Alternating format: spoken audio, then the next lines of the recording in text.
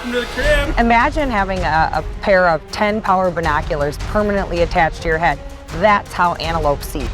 We're gonna go after them.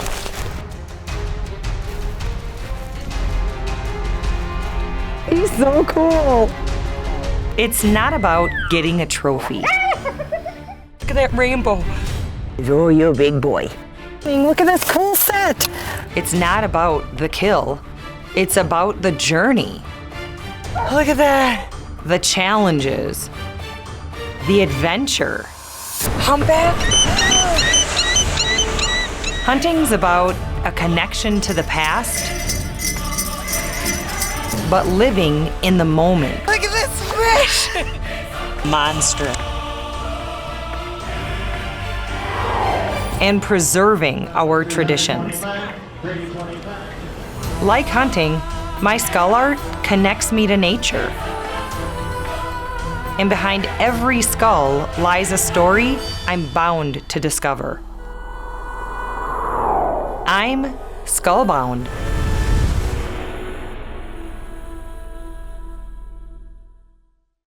I've actually had the opportunity to paint and bead antelope skulls for 5 or 6 years, but I didn't grow to appreciate them as a species until I hunted them a couple years ago. They're magnificent to watch on the hoof. Their behavior with each other, the fact that they can actually go 35 miles an hour for up to 4 miles is incredible to me. The blackness of their faces and the uniqueness of their horns, I find them a spectacular animal.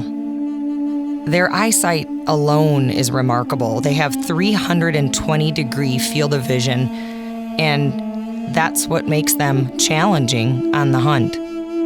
When I'm working on an antelope skull, I often think of what this creature had to endure to survive. Their predators alone include the wolves, coyotes, bobcats, even golden eagles will go after their fawns. I also find their horns fascinating. They're made out of a hair-like black fiber sheath that actually many people don't know they shed and regrow every year.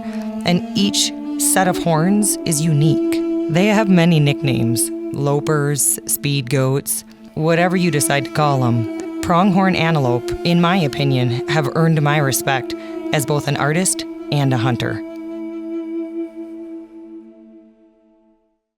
Last year, I was fortunate enough to go on a fantastic antelope hunt with some members of the Chippewa Cree tribe here in Montana. It was a tremendous hunt, but more importantly, a chance to just get to know some amazing people, and I had such a great time. I love antelope hunting. It's actually one of the few hunts that I'd rather hunt with a rifle, spot and stalk style, than sit in a ground blind over a water hole all day long. So when my buddy Levi Johnson, a friend of mine who I'd been coyote hunting with a couple times this past year, when he invited me to come on over to his side of Montana to chase speed goats, I couldn't wait. Hello! How are you? All right, welcome to the crib.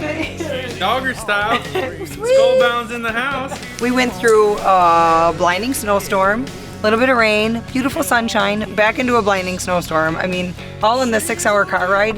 Yeah. Every kind of weather you could imagine. Yeah. It was crazy. Oh man, we filmed some nice bucks too. On the road? Nice antelope. Or antelope? Yeah. And what is that? 400 unit? Yeah.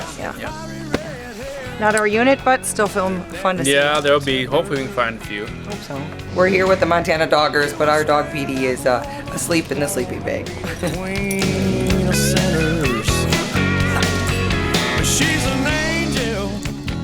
Getting ready to watch Jana shoot an antelope. Opening morning it came all too soon, very early and very cold out. It was 17 degrees out.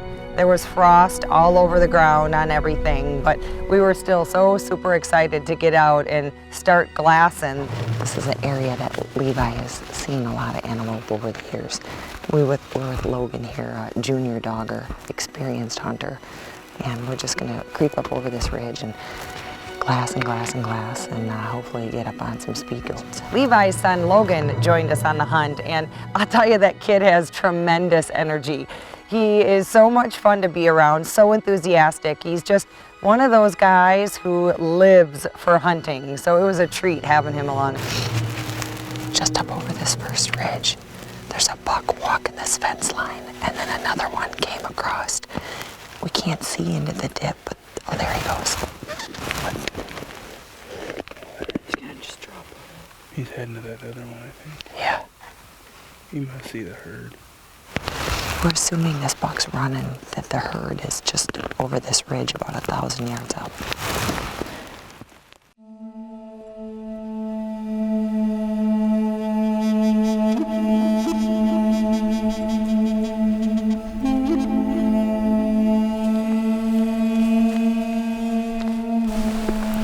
Got a nice buck. He's by himself, which is kind of odd, working this sage line. There's a small herd and 2 nice bucks about a mile. A mile away. We're trying to figure out what way they're going to feed. If they work down this way to the right, we can probably move down into the creek bottom and get up on this little bump right here and get up over them. We're going to work our way around this ridge and try to get up on them. The tricky part here is the wind. It's kind of going in their direction, but if they feed up a little more, we're going to get a good angle over this bump, but we're going to go after them. Imagine having a pair of 10-power binoculars permanently attached to your head.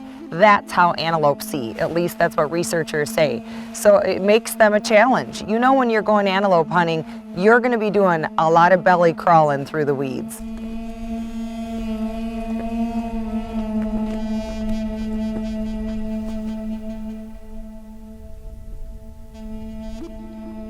We worked around another ridge and were able to glass up this herd a little bit closer. Now they're at about 700 yards out. You know, the bucks were posturing. It's just the tail end of the antelope rut. It was fun to watch their behavior, and we were trying to work the wind and figure out what our next game plan would be. It looked like they were feeding off in one particular area, and so we decided to backtrack around and work around the next big ridge.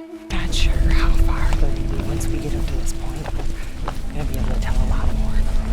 They could be 500 yards. They could be 1,000. Not sure. So the sun's finally starting to come out, and after a couple hours warming up not only our bodies but the ground, and unfortunately here in Montana we call that gumbo. Thick, slimy mud that just clings to your boots. We've spotted a couple of really nice bucks in this herd. You know, one of them is real tall, it got some nice big cutters on him, but the one I was after was the one that was splayed wide. I just thought he looked so cool. Anything that's a little bit different, I tend to like, whether it's on a whitetail or a muley or an antelope. If it's different, I'm going after that one. And so we spotted him and worked our way closer to him. We belly crawled up over this little knob, thinking they'd be about 200 yards away, and sure enough, we were right on top of them. He's looking right at us. The buck's behind the dome.